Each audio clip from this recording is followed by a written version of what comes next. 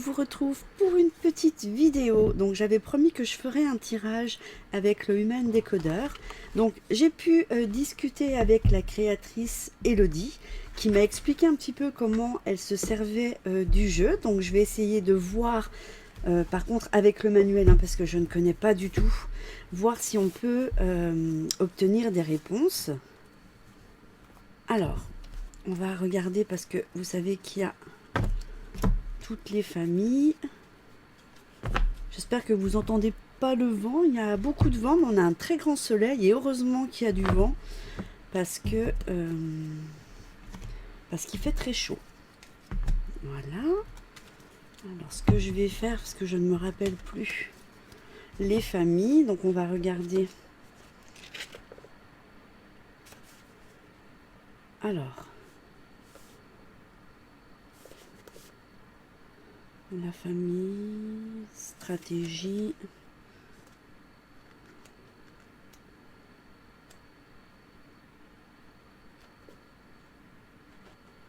Alors, je regarde juste, parce que je ne sais plus les couleurs, en fait. On sait que j'avais vu les couleurs.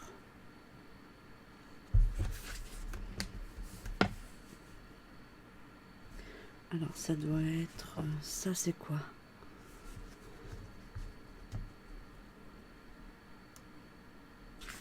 Bon, eh ben on verra, on découvrira. Alors, ce que je vais faire, je mélange. Écoutez, on va faire un tirage général et on verra en commentaire. Vous me direz, vous, posez-vous une question et vous me direz en commentaire si ça vous a parlé. Tout simplement. Voilà, on va pas se prendre la tête. Pour un premier tirage, on va faire comme ça. Donc, je mélange bien.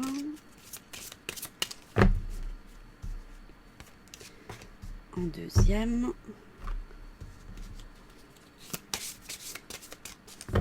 Hop. Alors, peut-être que je suis pas droite. Comme ça. Comme ça. Et la troisième.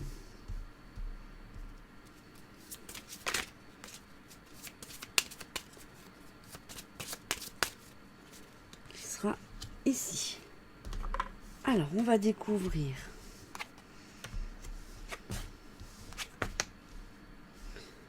Alors, c'est pas dans l'ordre peut-être.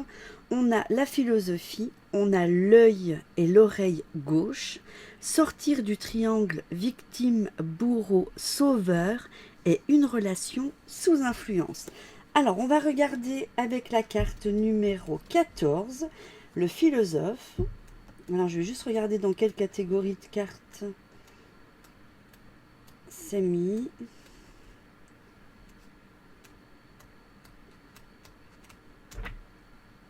Bon, bah, je sais pas trop. Faudra que je vois avec Elodie comment elle fait pour reconnaître les familles. Voilà, on verra avec Elodie. Alors, par rapport à cette carte-là, on a la philosophie. Ça veut dire que c'est la carte de la réflexion et de l'intellect. Le philosophe est amoureux des concepts, donc créateur des modélisations et des théories. C'est la figure la plus éthérée du jeu. Ok. Le philosophe apparaît souvent perdu dans ses pensées, car son rapport au monde n'est pas direct. Il vit ses pensées. Certains diront également de lui qu'il est perché. Oh bah ça me ressemble alors. Tourné vers son univers, voilà, ses formules et son imagination. C'est un archétype très individualiste. Son langage peut sembler abscon. Alors j'espère que je le prononce bien et jargonieux. En un mot, inaccessible. Bon, ça c'est pas moi alors. D'une grande sagesse lorsqu'il est dans ses jours positifs, le philosophe peut se montrer plus hermétique dans une quête insaisissable de vérité lorsqu'il est dans ses mauvais jours. Parfois, le philosophe ne sait pas s'il refuse de l'accepter, alors il incarne la figure du sachant, campé sur ses positions. Donc là maintenant, on va voir la signification de la carte dans le tirage. On vous dit, le philosophe se rapproche-t-il du caméléon? Il partage certains traits adaptabilité, voilà. La connaissance qu'il a du monde lui permet de relativiser facilement, mais il n'est pas pour autant authentique. Bien sûr que non. Le philosophe se sert souvent de son savoir comme une barrière pour fuir la vraie vie, celle des émotions et du ressenti. C'est pour cela qu'il apparaît comme perché, car il cherche à tout prix un sens ou une explication, là où il s'agit de vivre et d'être. Cette carte, dans votre tirage, vous rappelle que la connaissance de soi, du monde et des autres est un chemin extraordinaire que vous avez bien raison d'emprunter, sans en oublier toutefois votre incarnation humaine et matérielle. Bon, bah, le rapport à l'autre, on va pas le faire. C'est pas grave. On va faire déjà ça pour tester. Donc, la deuxième, nous avons la carte numéro 42. Alors, la 42. Donc, on a l'œil et l'oreille gauche. Donc, voici la signification de cette carte. C'est une découverte. Excusez-moi, j'ai loquet. J'aimerais bien que ça parte. Bon, ce qu'on va faire, je vais pas faire la signification de la carte. On va aller plus vite en faisant la signification de la carte du tirage. Parce qu'après, voilà, je préfère aussi que vous découvriez de vous-même. Parce que vous voyez, il y a quand même tout ça. Il y a ça avec le rapport de l'autre. Donc sinon, la vidéo, elle risque de durer trop longtemps et j'ai pas envie de vous ennuyer. Donc ce qu'on fait, on passe directement à la signification de la carte qui est dans le tirage. Donc cette carte, elle fait partie du corps qui vous montre que votre... Enfin, la partie du corps que vous montre votre vis-à-vis est un indice de la manière dont il le perçoit. Pour savoir s'il est davantage dans une dynamique analytique ou affective, regardez quelle oreille vous le montre le plus. C'est un bon moyen pour récupérer une partie du corps qui s'adresse à vous. Alors, il me semble que j'avais un bouquin, le mal a dit, où en fait, le corps, ils expriment en fait la douleur et ils vous disent à quoi ça correspond. Donc, d'après le docteur Philippe Turchet, même les personnes malvoyantes de l'œil gauche, lorsqu'elles sont dans une dynamique relationnelle, montrent davantage cet œil qui pourtant ne voit pas.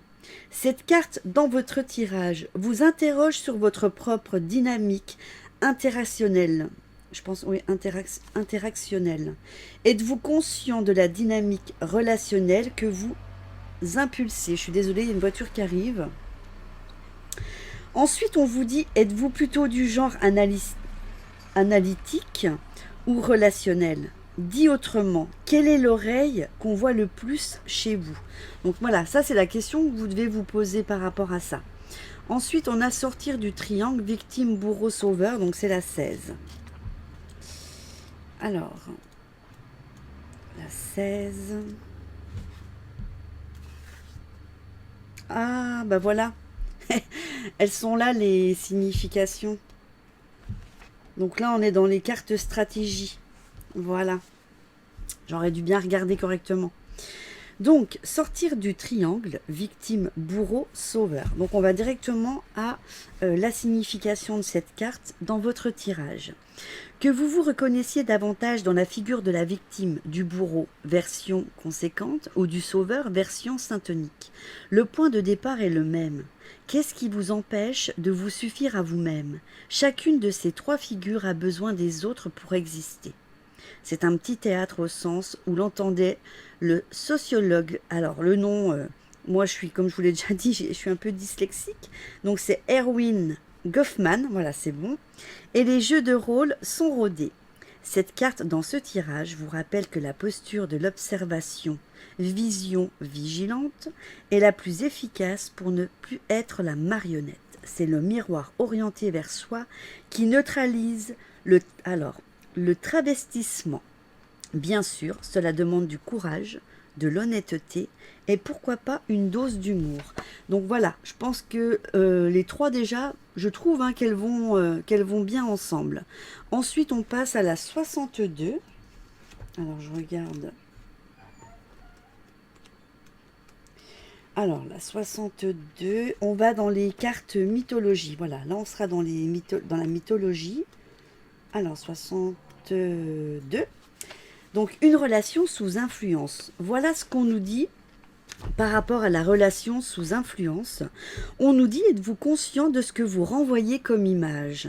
Cette carte, dans votre tirage, vous invite à reconnaître d'où vous partez. Quelles sont vos croyances, vos valeurs, vos intentions? Les avez-vous clairement identifiées? Quel est le bagage avec lequel vous êtes venu au monde? Les cartes ont été pensées pour que vous puissiez vous reconnaître ou découvrir certains archétypes de personnalité.